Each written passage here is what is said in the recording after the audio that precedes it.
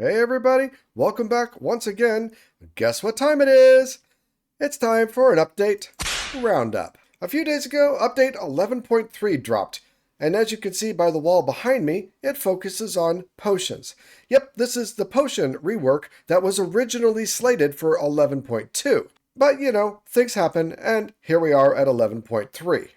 Now this changes things in some ways quite a bit, and in some ways not so much. We still have 4 tiers of potions: vials, potions, mixtures, and brews.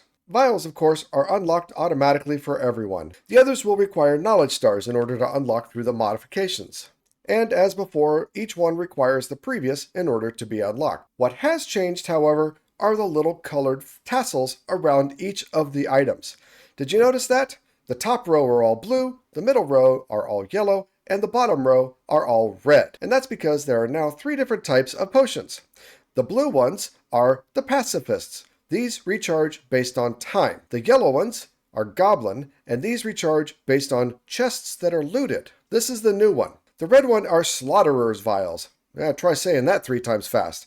And these recharge based on kills that you make. What hasn't changed is the amount of hit points. The basic ones are 4, and the maximum ones are 10. But if you look at the description here for the pacifist, it restores a charge in 2 minutes and 35 seconds. And that value is not changing. The goblin says it restores in 40 looted chests, and the slaughterers says it recharges in 50 vault mob kills. But again, these values aren't changing. And that's because potions only recharge while inside a vault. You can drink them in the overworld, yes. See? If you look at the icon in the hotbar, it gets a little smaller each time. So we'll drink another one, and you can see it changes to indicate that a charge has been used up. Now this one is completely empty, but it's still not doing any recharging until we get into the vault. Having potions only recharge in the vault is, I think, pretty silly. And even though you can use them in the overworld, why would you ever want to? Because they don't ever recharge in the overworld. I see absolutely no reason to ever use a potion in the overworld unless your very life depends on it. And even then, you've got gravestones, so it's not that big of a deal. Now, the patch notes say that these values, meaning the time that it takes to restore, the number of chests to loot, and the number of kills that you need, are all variable based on level. So I've been having my level set at level 50 to kind of match my own level in my own playthrough. But let's go ahead and change it. Vault level, set level, let's set it to be level 10. Now, does this actually change? Well, it doesn't. Oh, but these do. 20 vault mobs and 20 vault chests. The time on the pacifist, though, doesn't really seem to change. So that's interesting. What if we change this to level 20? What are we at now? 30 and 40. I think it was 40 when my level was 50.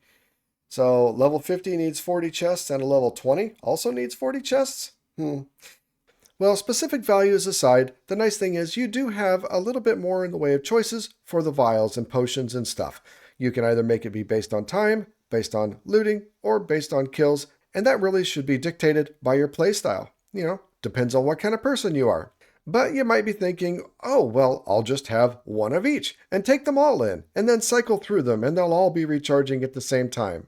No, you can't do that. The vault imposes a limitation of only choosing one vial or potion or whatever in order to use. If you bring in more than one of them will get chosen and the rest will be ignored. They can't be used to heal you, nor will they regenerate. But the good news is that when you leave the vault, your potion's going to be fully regenerated, and that's just like it used to be. So that's really nice.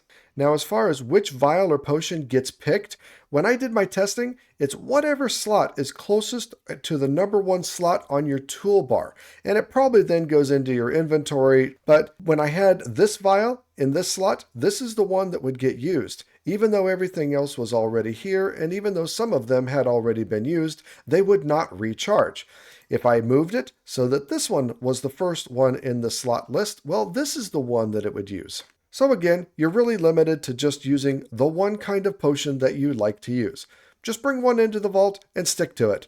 Now, one of the other things that had to change with this revamp is the Alchemy Table. It's got a brand new look that they said is to make it more in line with the other tables. But of course, it's also got new functionality too. Previously, the vials, brews, mixtures, etc. would have a variable number of slots on them. The more expensive the potion, meaning in terms of research tree, the more slots that it would have on it and the more modifiers that you could have on it.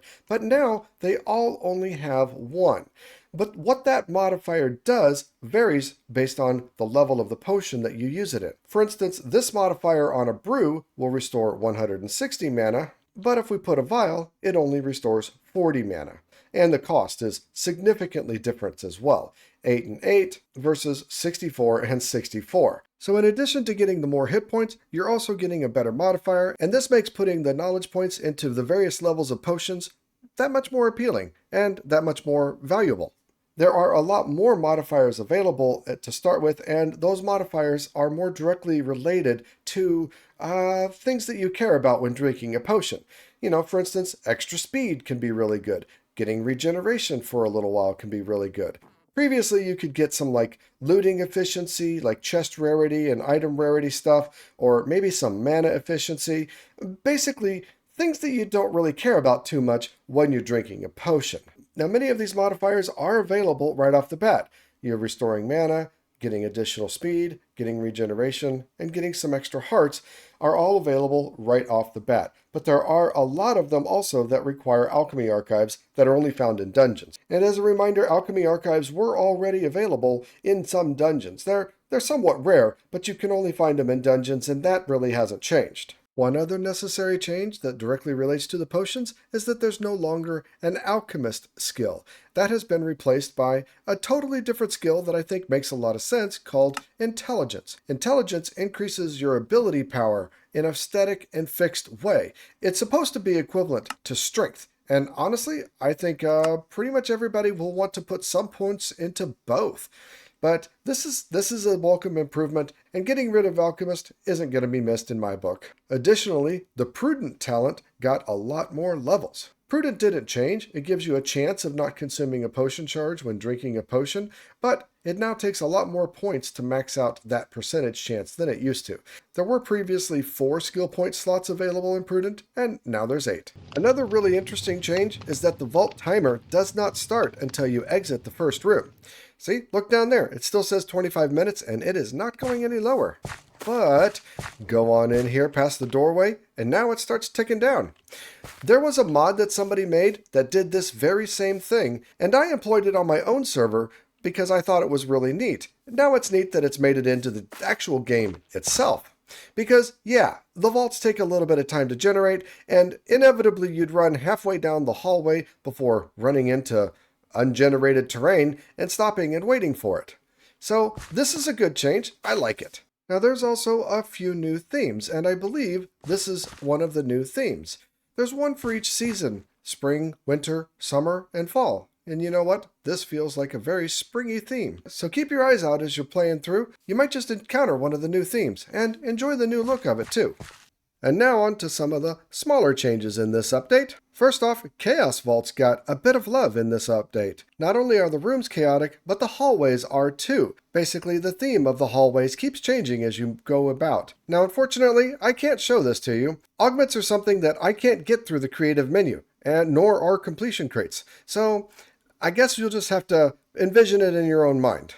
But in addition to the hallways getting changed, also the rooms themselves and the POIs in those rooms can now be more chaotic. So if there's a POI that typically has wooden chests, in a Chaos Vault, they can have any kind of chest associated with them. So that makes it even more chaotic and harder to predict where to find those good chests. Furthermore, if one of the rooms does generate with a theme that gives better odds for vault ores, like the Void theme has better Echo ores, and the Nether theme has better player gem odds, well, in those rooms, that extra bonus applies. So if you do find a Nether theme in a Chaos Vault, it'll have the same increased probability of generating player gems among all the vault ores, which is pretty cool.